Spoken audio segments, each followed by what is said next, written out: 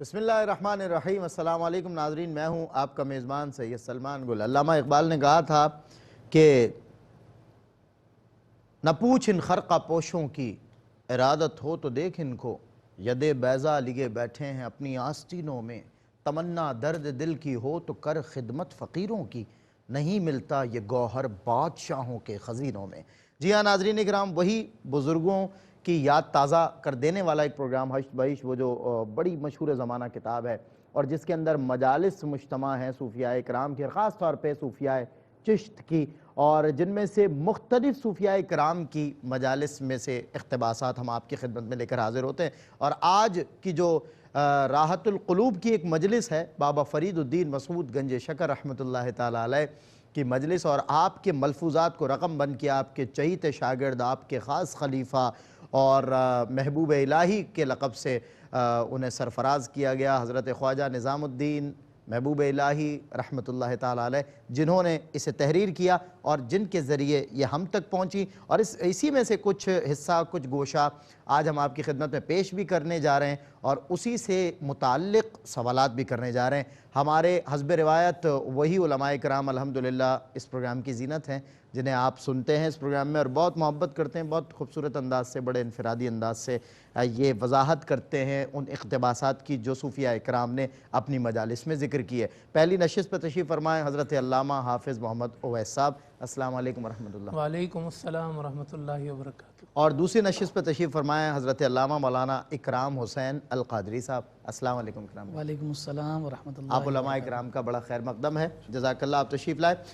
میں آغاز کر رہا ہوں اس راحت القلوب کی مجلس میں سے ایک گوشہ پہلے آپ کی خدمت میں پیش کروں۔ ایک مرتبہ بابا فرید رحمۃ اللہ تعالیٰ علیہ نے دوران مجلس فرمایا کہ جب تک دوست کی شناخت حاصل نہ ہو، خواہ کوئی 1000 سال عبادت کرے، اسے اطاعت میں ذوق حاصل ہی نہیں ہوتا، کیونکہ اسے معلوم نہیں وہ اطاعت کس لیے کرتا ہے۔ یہ اطاعت ہی مقصود ہے جس کے لیے اہل سلوک، اہل عشق اور طبقات مشائخ نے فرمایا ہے۔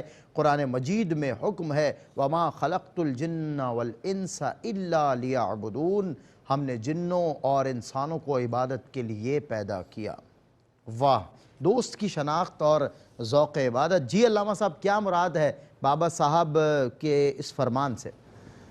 بسم اللہ الرحمن الرحیم۔ بہت خوبصورت مجلس اور بہت ہی خوبصورت آپ کا یہ فرمان ہے حضرت بابا صاحب رحمۃ اللہ علیہ کا، جس میں آپ یہ فرما رہے ہیں کہ ذوق عبادت دوست کی شناخت کے ساتھ ہی حاصل ہوتا ہے۔ اور سلمان بھائی، ہم اگر یوں بات کریں کہ ہر شخص یہ کہتا ہے کہ میں اللہ کو مانتا ہوں، مگر اس سے یہ سوال ہوگا کہ وہ اللہ کو کیا مانتا ہے، کیا مانتا ہے اور اللہ کو کیسے مانتا ہے۔ ٹھیک ہے، اللہ پاک کو جو ماننا ہے وہ 2 طریقوں سے ہے۔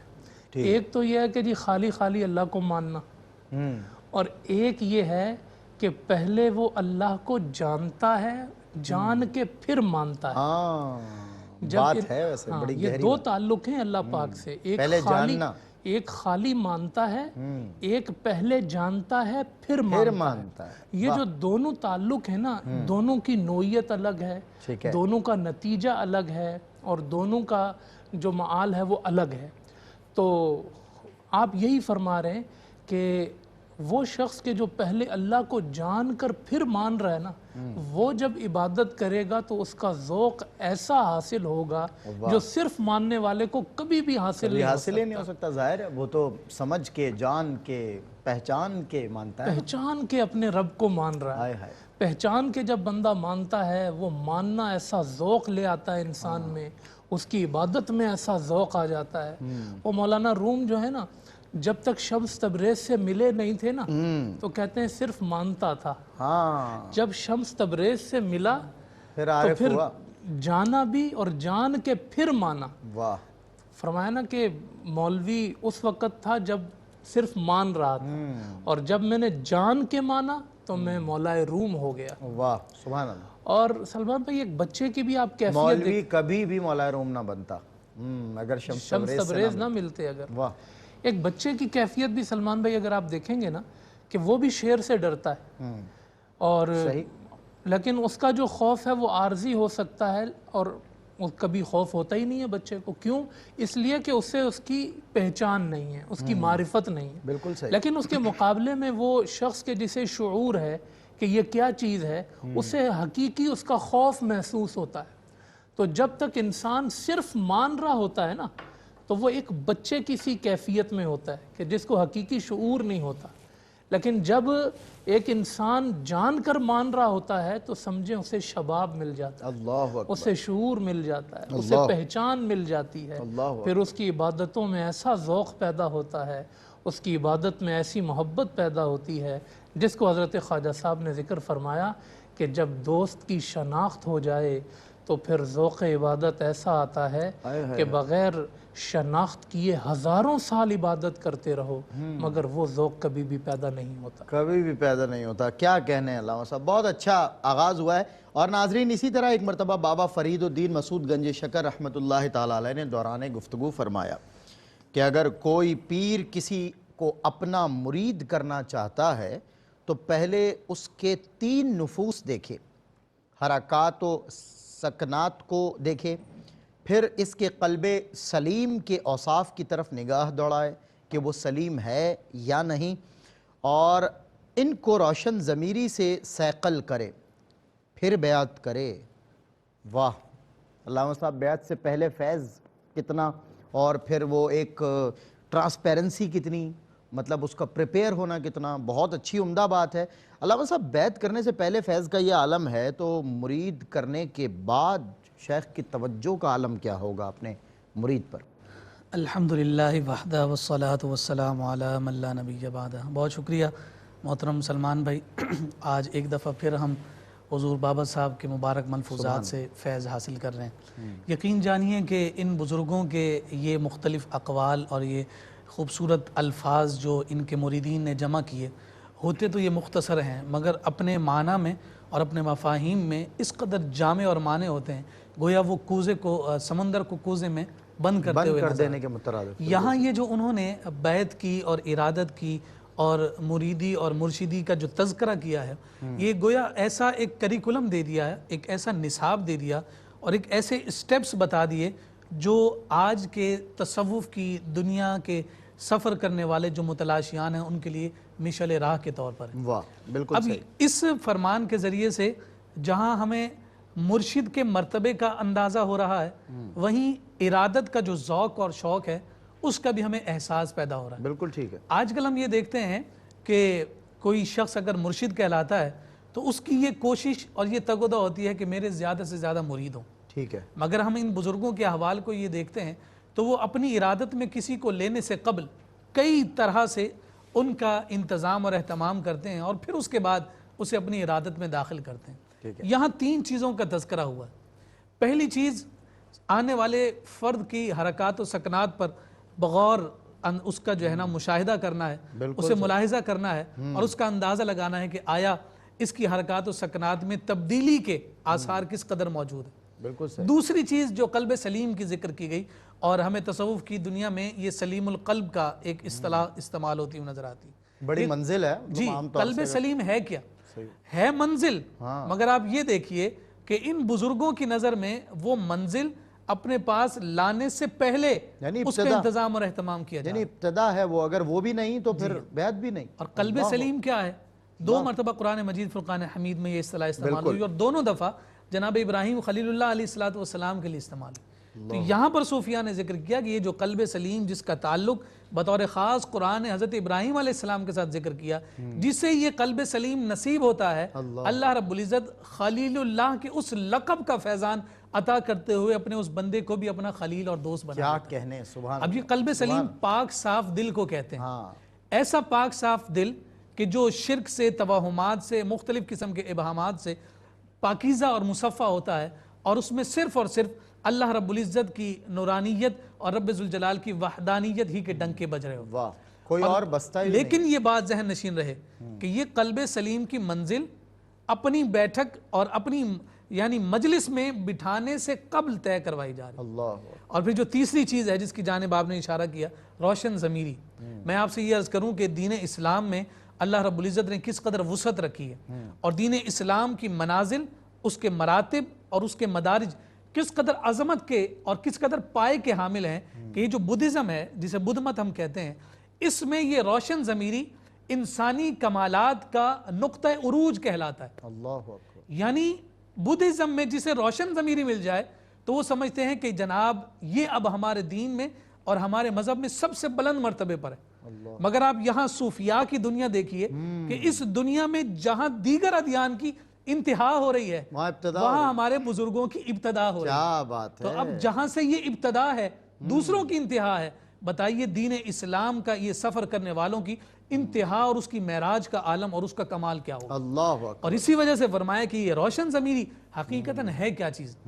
دیکھیں یہ منزلیں ایسی منزلیں ہیں کہ جو فیض دینے سے پہلے عطا کی جا رہی ہیں۔ حقیقی فیض تو ارادت میں داخل ہونے کے بعد کا ہے، مگر یہ روشن ضمیری کیا ہے؟ فرمایا روشن ضمیری یہ ہے کہ جب ضمیر روشن ہو جاتا ہے، ہر اچھی چیز کو جاننے لگ جاتا ہے اور ہر بری چیز کو جاننے لگ جاتا ہے، سوال یہی پیدا ہوتا ہے کہ جس کی پاک بارگاہ میں آنے سے قبل اسے اتنا فیض عطا کیا جا رہا ہے، جب وہ اس بارگاہ میں آ جائے گا تو پھر اللہ رب العزت کے وہ برگزیدہ بندے انہیں کس قدر فیض سے سرشار اور روشناس کریں گے۔ اور اس کے بعد بھی علامہ صاحب اتنی منازل طے، یہ تو ابتدا ہے نا، ابتدا کے بعد جب یہ اپنی انتہاؤں پر ہوتے ہیں، کار انبیاء سر انجام دیتے دیتے جب یہ اپنے رب سے جا ملنے کی گھڑی پر آتے ہیں تب بھی یہی کہتے ہیں کہ حق تو یہ ہے کہ حق ادا نہ ہوا۔ جی عرض کروں گا کہ دیکھیں جو علامہ صاحب بھی فرما رہے تھے کہ یہ کتنی بلندی ہے خواجہ صاحب کی مجلس میں تعلیمات کے حوالے سے، اللہ اکبر، کہ وہ جس مرید کا تذکرہ اور اس کے درجات کا تذکرہ کر رہے ہیں، جی ہمارے زمانے میں یہ کیفیت خود پیر پہ بھی طاری نہیں ہوتی۔ خود بھی کیا کہنا ہے، بالکل بہت لطیف بات ہے اور بڑی حقیقت بھی ہے، یعنی بڑی یہ تلخ سبق ہے حقیقت خواجہ بھی۔ صاحب کا صحیح ہے، خانقاہوں کے لیے۔ سننے میں ذرا سی لطیف ہے لیکن بڑی ایک تلخ حقیقت کی طرف نشاندہی کرتی ہے، اور آج تو میں کہتا ہوں اس کا عشر عشیر بھی جو آپ ابتدا کہہ رہے ہیں اگر کسی کے پاس ہو تو وہ اس دور کا کامل کہلائے گا۔ بہرحال ایک بریک کے بعد ہوتی ہے آپ سے ملاقات پروگرام ہشت بعیش میں۔ ایک بار پھر خوش آمدید ناظرین، آپ کا خیر مقدم ہے پروگرام ہشت بعیش میں۔ ملفوظات حضرت بابا فرید الدین مسعود گنج شکر رحمۃ اللہ تعالیٰ علیہ، جنہیں رقم بند کیا خواجہ نظام الدین اولیاء محبوب الہی رحمۃ اللہ تعالیٰ علیہ نے۔ ایک مرتبہ اور ایسا موقع ہے جس کو ہم ذکر کر رہے ہیں، ایک مرتبہ مجلس کے دوران بابا فرید رحمۃ اللہ تعالیٰ علیہ نے فرمایا کہ اہل سلوک نے کہا ہے کہ سلوک کا اصل ریاضت ہے اور اس کا ثمر ارادت ہے۔ اس سے غرض یہ ہے کہ بندہ اپنے آپ کو اہل دنیا، دولت مندوں اور بادشاہوں کی صحبت اور ہوائے نفسانی سے الگ تھلگ رکھے اور نیک لوگوں کی صحبت اختیار کرے۔ رسول اللہ صلی اللہ علیہ وسلم کا ارشاد ہے، صحبت الصالحین نور رحمت للعالمین، نیکوں کی صحبت نور اور اہل عالم کے لیے رحمت ہے۔ کیا بات ہے ماشاءاللہ، ریاضت اصل ہے، اور اس میں جس قدر مطلب ارادت کو ثمر بیان کیا گیا ہے، تو حضرت بابا فرید کے ملفوظات میں جو اہل سلوک کے لیے مجالس میں جو تصوف کے بڑے راز کھلتے ہیں اور کھلتے ہوئے نظر آتے ہیں، کیا فرماتے ہیں علامہ صاحب آپ اس حوالے سے؟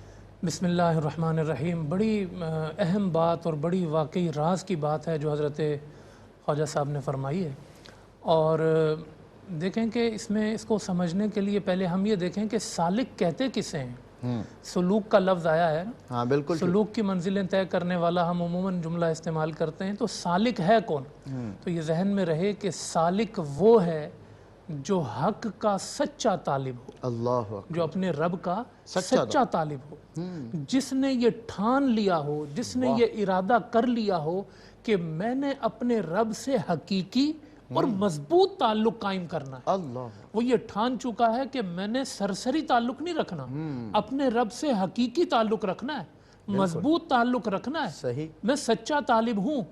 بابا صاحب فرماتے ہیں کہ جس کی یہ ارادت ہو، جس کی یہ منزل ہو، جس کی یہ مراد ہو، تو وہ جان لے کہ اس کی اس منزل کی بنیاد ریاضت ہے۔ اللہ اکبر، بھئی تم نے کہا نا میں نے ٹھان لیا ہے کہ اللہ سے حقیقی تعلق ہے، تو پھر اس کی بنیاد بابا صاحب فرماتے ہیں جان لو کہ ریاضت ہے۔ ریاضت ہے، ریاضت کرو گے، کوشش کرو گے، محنت کرو گے تو پھر اس کا پھل اور اس کا نتیجہ یہ ملے گا کہ تمہیں حقیقی تعلق کی جو منزل ہے نا وہ مل جائے. ارادت. گویا بابا صاحب یہ فرمانا چاہتے ہیں کہ کاغذ کے شعر نہ بنو، حقیقی شعر بنو. واہ.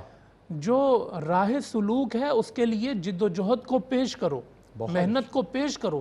قرآن کریم نے بھی یوں فرمایا والذین جاہدوا فینا لنہدینہم سبلنا. سبحان اللہ. فرمایا کہ وہ جو کوشش کرنا شروع کر دیتا ہے نا تو ہم لنہدینہم سبلنا، ہم اس کے لیے راستے کھول دیتے ہیں. کیا بات. ہم اس کو منزل تک پہنچا دیتے ہیں. بہت عمدہ. جو اس نے یہ ٹھان لیا ہے کہ رب سے مضبوط تعلق قائم کرنا ہے تو ہم اسے یہ عطا فرما دیتے ہیں. اچھا پھر فرمایا کہ یہ ثمر ہے، یہ جو ارادت ہے، یہ جو منزل ہے، یہ ثمر ہے.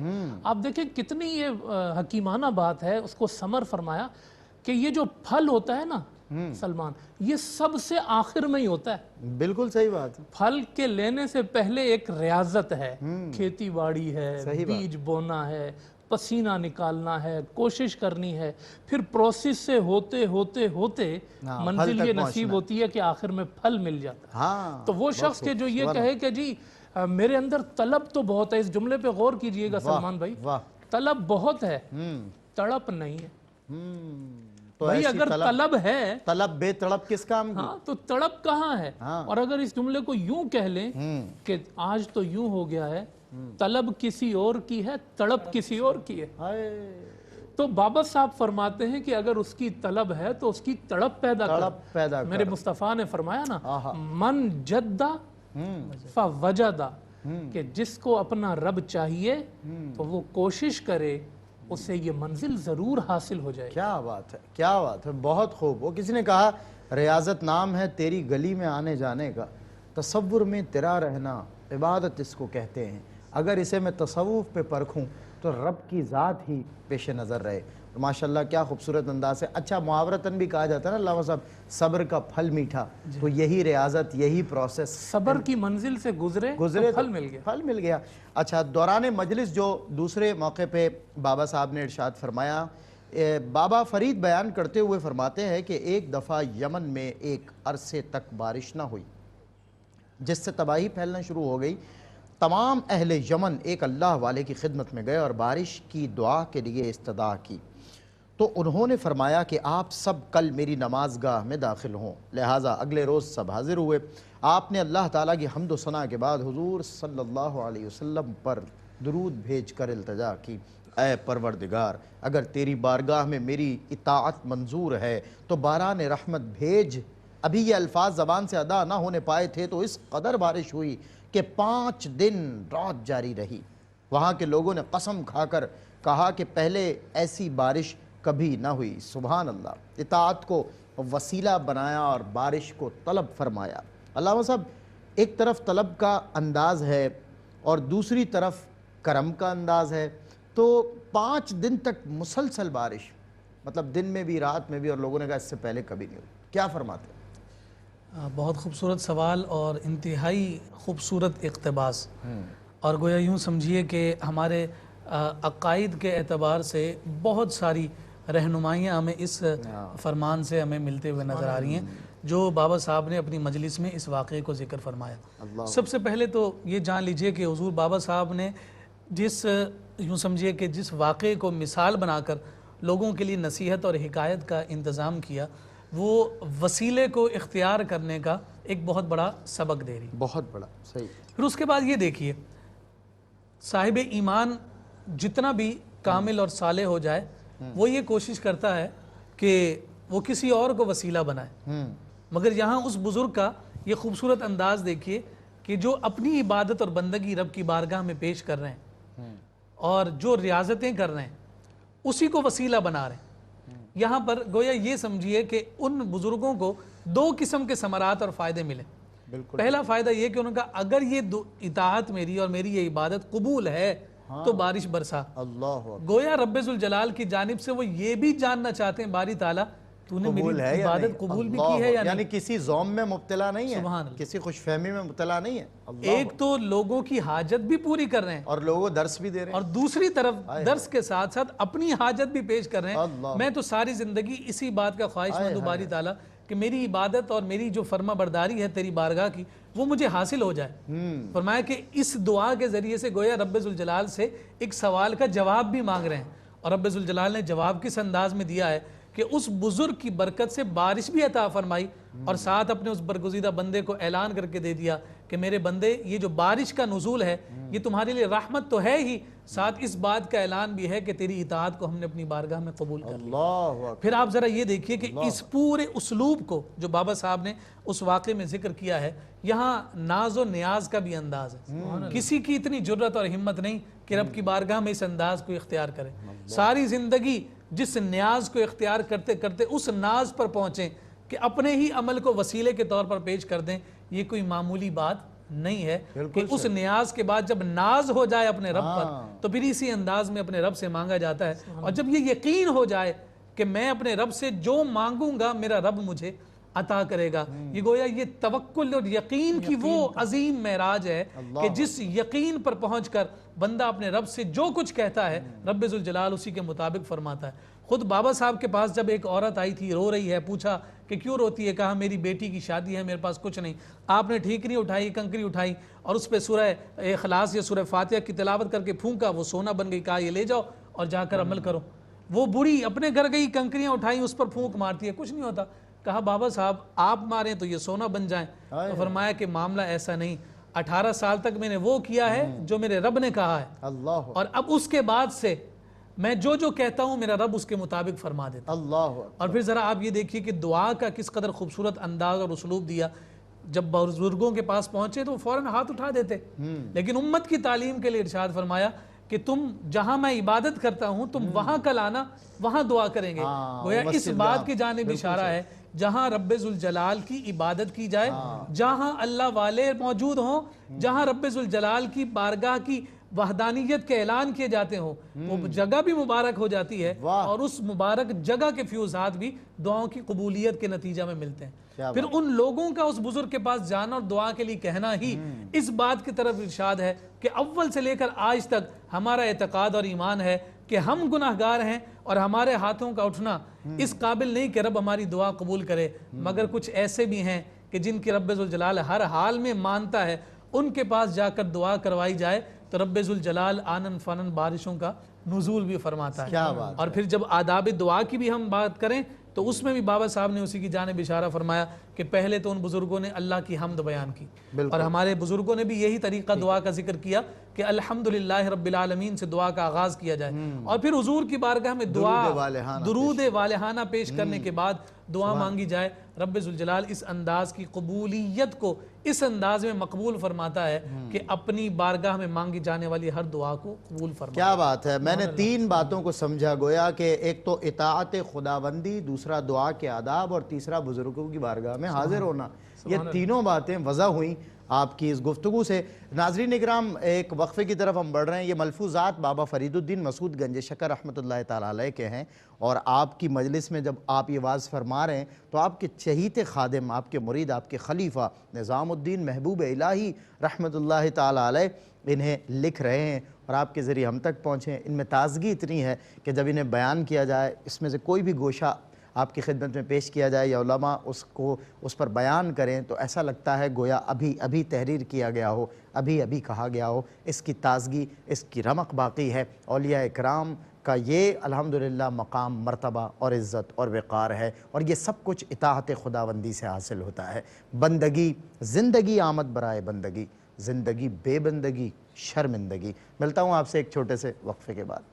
جی خوش آمدید ناظرین، آپ کا خیر مقدم ہے پروگرام ہشت و عشت میں، اور بابا فرید الدین مسعود گنج شکر رحمۃ اللہ تعالیٰ علیہ کے ملفوظات ہمارے سامنے ہیں۔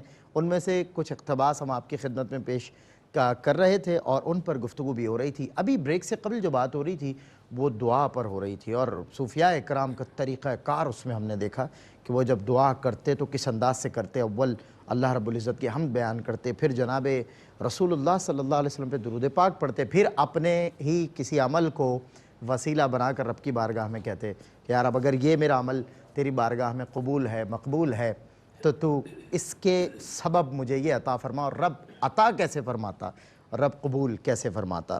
یہ ہے عام لوگوں میں اور خاص لوگوں میں خاص فرق، جو آج ہمیں درس کی صورت بھی سمجھ میں آ رہا ہے۔ علامہ صاحب قبلہ، ابھی جو بریک سے قبل دعا پہ بات ہو رہی تھی، میں چاہتا ہوں اسی کانٹیکس میں کچھ مزید بات بھی ہو اور آج کی تمام تر گفتگو کا جو ماخذ ہے اسے کنکلوڈ کرتے ہوئے ویورز کے لیے کوئی میسیج بھی ہو پیغام کو؟ پیغام کی صورت میں ایک دو باتیں اس میں عرض کروں گا. ایک تو ہمیں جو خانقاہوں کا کانسیپٹ ہے، تصور ہے، وہ بھی سمجھ میں آتا ہے. ٹھیک ہے. آج تو یہ ہو گیا ہے کہ جی آپ پیر تک پہنچ گئے تو سلسلہ رک گیا، لیکن وہاں بزرگ کیا کہہ رہے ہیں کہ میرے پاس آنا تو خدا سے دعا کریں گے. اللہ یعنی تم مجھ تک پہنچو، میں تمہیں خدا تک پہنچاؤں گا. کیا بات دعا اللہ ہی سے کریں گے، بے شک اللہ ہی سے مانگیں گے، اسی سے ہم نے طلب کرنا ہے. وہی رزق بھی دیتا ہے، عزت بھی دیتا ہے، وہی دنیا کی ہر نعمت دیتا ہے. جب اس کی طلب ہے تو اسی سے مانگو، اسی تک پہنچو. تو ایک یہ بزرگان دین کا جو ہمارے اکابر کا انداز تھا وہ بھی اس سے بڑا واضح ہے. دوسرا، بڑی جامع گفتگو کی علامہ صاحب نے اس کے تمام پہلوؤں پر. اور یہ بھی دیکھیں اس میں کہ ایک ناز کے پہلو پہ بھی بات ہوئی، پھر بزرگان دین نے ہمیں یہ تصور بھی دیا ہے اور یہ بھی سوچنے کا موقع دیا ہے کہ زندگی میں ایسے عمل مت کرتے رہنا کہ اسے رب کی بارگاہ میں پیش بھی نہ کر سکو. اللہ. یعنی اگر میرا کوئی عمل نہ ہو، اس میں ریاکاری ہے، میرے کسی عمل کے اندر جو ہے وہ دو رخی ہے، میرے کسی عمل کے اندر جو ہے وہ اس کی بنیادیں ہی خراب ہیں، بظاہر تو وہ نیک لگ رہا ہے لیکن اس کی بنیادوں میں گڑبڑ ہے، تو میں کبھی بھی اپنا عمل جب اللہ سے اپنی تنہائی میں دعا کروں گا نا، اس عمل کو میرا دل جب خود جانتا ہے اپنے عمل کی حقیقت کو، میں کیسے وسیلہ بناؤں گا کہ یا اللہ یہ بزرگ اس طرف اشارہ کر رہے ہیں کہ دیکھو جو میں نے ریاضتیں کی ہیں، میں یقین کہ اس مقام پہ فائز ہوں کہ اپنے رب تک پہنچاؤں گا تو وہ عطا کر دے گا. اللہ اکبر. یعنی میں نے اتنے اخلاص اور اتنی جد و جہد اور محنت کے ساتھ یہ عمل کیا. سلمان بھائی، وہ حدیث آپ کے ذہن میں ہوگی کہ آپ صلی اللہ علیہ وسلم نے پچھلی امتوں کا جب تذکرہ فرمایا تو 3 لوگوں کا تذکرہ فرمایا جو غار میں پھنس گئے ہیں، اس کے منہ پر چٹان آ گئی ہے. تو ایک شخص جو ہے وہ یہ دعا کر رہا ہے کہ میں نے ایک دفعہ والدین کی بارگاہ میں اپنی اولاد پر اپنے والدین کو ترجیح دی تھی، ساری رات ان کی خدمت میں کھڑا رہا تھا اور وہ عمل اللہ کی بارگاہ میں پیش کیا تو ان کے لیے آسانی کی گئی. ایک شخص نے جو کہا کہ میں بدکرداری اور غلط عمل کے دہانے پر کھڑا تھا، گناہ میرے بالکل سامنے تھا، میں کر سکتا تو میرے سامنے والے نے مجھے صرف توجہ دلائی اور کہا اللہ سے ڈر، تو یا اللہ میرے دل میں تیرا ڈر آیا تھا، میں نے گناہ چھوڑ دیا تھا، یا اللہ وہ تیرے لیے میں نے کیا تھا، تو میں اسی کو وسیلہ بناتا ہوں تیری بارگاہ میں. اپنے عمل کو وسیلہ بنایا تو چٹان اور ہٹ جاتی ہے. اور پھر ایک شخص وہ ہے کہ جو کہتا ہے کہ یا اللہ میرے پاس وہ مزدور تھا کہ جو ایک بکری جو ہے اپنی مزدوری سے کمائی ہوئی میرے پاس چھوڑ گیا تھا اور ایک طویل عرصے بعد آیا تو میں نے بکری نہیں اس کو پورا ریوڑ عطا کیا. اللہ اکبر. پورا ریوڑ دیا. تیری رضا. تو اس نے کہا میرا ریوڑ نہیں تھا بھائی، میری ایک بکری تھی. تو میں نے کہا یہ تیری بکری سے ہی ریوڑ بنا ہے، میں چاہتا تو رکھ سکتا تھا لیکن یا اللہ میں نے کسی کا حق نہیں مارا، میں نے کسی کے ساتھ کاروبار میں جو ہے کسی کو دھوکہ نہیں دیا، امانت میں خیانت نہیں کی. یا اللہ یہ سب جو ہے میں نے اس کو عطا کر دیا تھا، دے دیا تھا، یہ تیرے لیے کیا تھا مولا، تیرے خوف کی وجہ سے کیا تھا. تو وہ دیکھیں 3 لوگ ہیں، تینوں نے اپنا جو عمل پیش کیا ہے وہ فوراً رب کی بارگاہ میں مقبول ہو گیا ہے. تو آج اگر ہم اس مقام پہ فائز ہو جائیں نا کہ میں نماز پڑھوں تو میرے دل میں یہ تسلی ہو میرا رب قبول کرے گا، تو آپ یقین کریں اگلی نماز کا بھی دل کرے گا. اللہ. حضرت بابا صاحب نے ایسے ہی تو نہیں سنایا یہ واقعہ، وہ جو واقعہ سنایا اس کے دامن میں کتنی چیزیں سمیٹ کر آپ نے جو ہے واز فرمایا. جی بالکل وہی کہاں تک کی منزلوں تک یعنی اشارہ ہے. آپ یہ کہہ سکتے ہیں کہ مجلس بابا صاحب کی ہے، رنگ قرآن کا ہے، رنگ حدیث کا ہے. یہ چشمے جس نہر سے آ رہے ہیں نا یہ اس کا پتہ دیتے ہیں، اسی کا ذائقہ بتاتے ہیں. اور اس پروگرام کا مقصد بھی یہی ہے جو آپ نے پیغام کی بات کی نا. ہم جو علامہ صاحب کے سورہ فاتحہ میں بھی اسی پیغام کا جو دعا کا ہاں یہ دیکھیں نا آپ کے جب ہم اللہ کی بارگاہ میں جائیں. آج کیا ہوتا ہے جی زندگی میں ہر کام ہمارے شارٹ ہو رہے ہیں تو اللہ سے تعلق بھی بڑا ہم نے شارٹ کٹ کر لیا کہ جب جو ہمارا مقصود ہے نا بس اگر دعا کرنی ہے تو ایک لمحے کے لیے ہاتھ اٹھائے یا اللہ یہ کر دے اور نکل گئے. لیکن بزرگان دین نے وہ کانسیپٹ دیا جو سورہ فاتحہ میں اللہ نے دیا. جب رب کی بارگاہ میں آؤ अल्हम्दुलिल्लाहि रब्बिल आलमीन अर्रहमानिर रहीम, या अल्लाह तेरी ही तारीफ है। भाई आपको रिस्क मांगना है तो पहले उसको या रज़ाक तो कहे, उसको पुकारें तो सही, रिस्क देने वाले। आपको जो चाहिए पहले उसकी सिफाती नाम जिक्र करें, उसकी तारीफ करें, फिर मालिकी यौमिद्दीन, उसका जो जलाल है उसको अपने ऊपर तारी करें मांगते वक्त, मालिकी यौमिद्दीन। फिर इय्याका नअबुदु व इय्याका नस्तईन, फिर अपनी आजिज़ियाँ पेश करें मांगते वक्त। या अल्लाह क्यों मांग रहा हूँ? क्योंकि तू ही दे सकता है और मैं आजिज़ ही हूँ। इय्याका नअबुदु व इय्याका नस्तईन। जब उसकी बादशाहत और अपनी आजिज़ी का जिक्र हो गया ना, तो फिर उसके बाद इहदिनस सिरातल मुस्तकीम में भी इबादत पेश हो रही है वसीले के लिए। जी सुभान अल्लाह। और फिर उसके बाद आखिर में ये अर्ज करूंगा कि जब मांगा ना इहदिनस सिरातल मुस्तकीम, तो उसने यही बताया कि मांगना भी क्या है। अल्लाह सिराते मुस्तकीम मांगना, ऐसा मांगो कि जिसके दामन में सब कुछ हो। क्या बात है। अबे अपनी हिदायत तो मांगो, सब मांग लिया, दुनिया मांग ली, घर मांग लिया, कारोबार मांग लिया, कोई हिदायत मांगने वाला भी है कि नहीं? क्या बात है हुजूर। ये खानकाहें थी या हरम था, ये खानकाहें थी या मसाजिद थी, ये खानकाहें थी या मारिफत खुदाबंदी के गढ़ थे, ये क्या थी, ये कैसी तरबियत थी? सलमान भाई बड़ी खूबसूरत अंदाज में और एक बहुत अच्छे रूट पर हमारी सारी गुफ्तगू निकल पड़ी। और जैसा कि आपने कहा, ये मसाजिद, ये मदारिस, ये खानकाहें, और आप यूँ देखिए कि हम इन बुज़ुर्गान दीन की जिन खानकाहों की बात करते हैं, तो वो महज खानकाहें नहीं हैं, वो दर्स व तदरीस का मरकज़ और महवर भी हैं, इस्लाह अहवाल का मरकज़ भी हैं, इबादत व रियाज़त खुदाबंदी का भी एक सेंटर जो है ना वो तसव्वुर किया जा रहा है। और वो खानका सिर्फ खानका नहीं है, बल्कि अपनी लफ्ज़ी, लुग़वी और इस्तिलाही एतबार से हकीकतन खानकाही हैं, क्योंकि खानकाह का जो लफ्ज़ है, अच्छा, जिन खानकाहों से निकल कर रस्म शब्बीरी अदा करने के पैमाने नहीं थे, इन खानकाहों में रस्म शब्बीरी ही अदा होती थी। और इकबाल ने जो कहा वो इसी सबब से कहा कि हमने खानकाहों के उस पैगाम को भुलाया, अब निकलना होगा। लेकिन ये ज़रूरत क्या थी, इस खानका की ज़रूरत क्यों है? ये लफ्ज़ खानका खानिक से है, यानी गला दबा देना, किसी को जो है ना सांस किसी का रोक देना। कहा ये जो खानकाह में लोग जाते हैं, ये अपनी ज़रूरियात और हवाए नफ्स जो है, और जो नफ्स की जो ज़रूरियात हैं उसका गला घूंटने के लिए जाते हैं।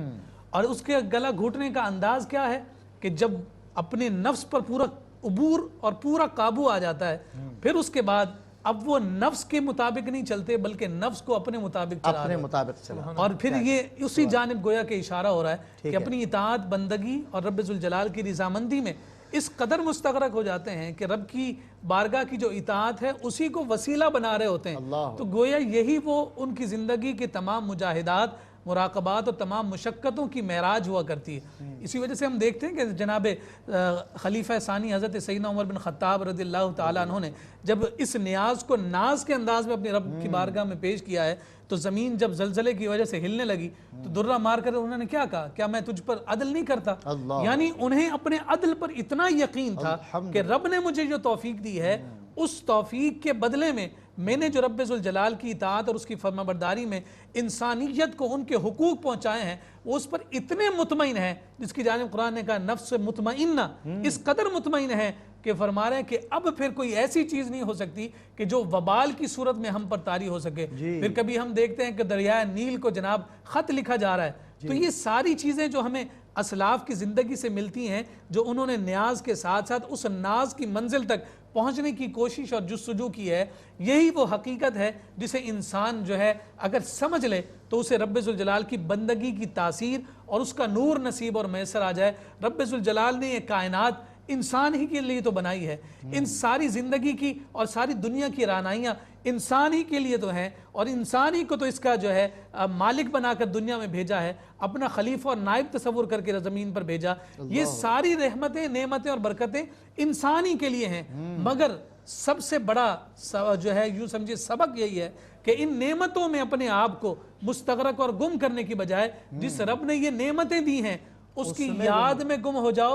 ये नेमतें खुद हाथ बांधे तुम्हारे पीछे होंगी। बहुत शुक्रिया अल्लामा साहब, आपका भी बहुत शुक्रिया, आप तशरीफ लाए। नाज़रीन इकराम, ये जो प्रोग्राम हश्त बहिश्त है یہ صوفیاء کرام کی مجالس میں جو اصل صوفیاء کرام کی تعلیمات ہیں، خواجہ صاحب کی، خواجہ معین الدین چشتی کی، خواجہ قطب الدین فریدی کی، بابا فرید الدین مسعود گنج شکر کی، نظام الدین اولیاء محبوب الہی کی جو اصل تعلیمات ہیں، ابھی جیسے ہم نے کہا یہ وہ خانقاہیں تھی کہ جن کے لیے اس دور میں کسی کو یہ نہ کہنا پڑا کہ نکل کر خانقاہوں سے ادا کر رسم شبیری، یہاں رسم شبیری مسلسل ادا ہو رہی تھی، یہاں جو اصل تعلیمات، یہاں جس خانقاہ میں چلے جائیے رنگ ڈھنگ تھوڑا سا الگ ضرور تھا، مگر ہر رنگ صبغۃ اللہ ومن احسن من اللہ صبغہ تھا، ہر رنگ اللہ کا رنگ تھا۔ اور آج بھی ان تمام خانقاہوں کو پیش نظر رکھا جائے اور تمام رنگوں کو پیش نظر رکھا جائے تو ایک ہی بات ذہن میں آتی ہے، وہ بھی بزرگوں کے عطا کردہ مصروں کا ترجمہ ہے کہ دو رنگی چھوڑ دے،